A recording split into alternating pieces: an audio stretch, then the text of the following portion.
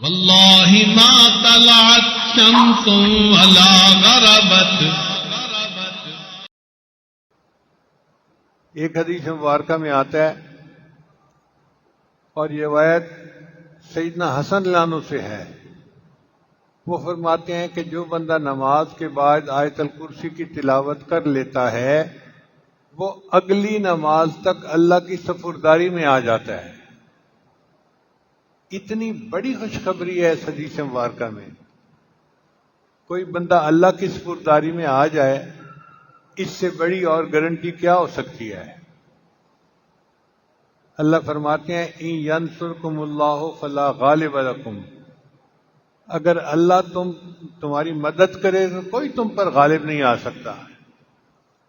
اب ہم پریشان پھرتے ہیں گھر کی وجہ سے، رزق کی وجہ سے، بے برکتی کی وجہ سے، اور اس کا علاج نبی علیہ السلام نے ہمیں بتلا دیا. ایک عمل ہے اور چھوٹا بھی نہیں، ایک ہی آیت ہے، اس کے پڑھنے سے انسان اللہ کی ذمہ داری میں آ جاتا ہے.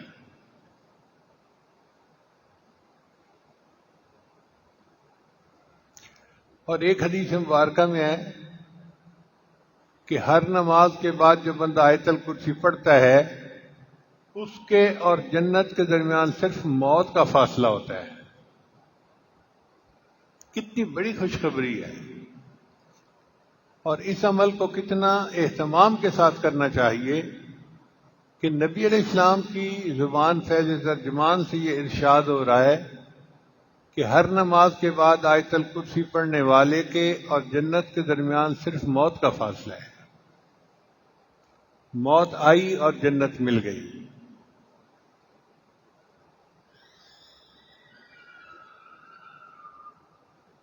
اور ایک حدیث مبارکہ میں آتا ہے کہ جو بندہ آیت الکرسی رات کو سوتے ہوئے پڑھ لیتا ہے اللہ تعالیٰ اس کی بھی حفاظت فرماتے ہیں، اس کے گھر والوں کو بھی حفاظت فرماتے ہیں، اور اس کے پڑوسیوں کی بھی حفاظت فرماتے ہیں.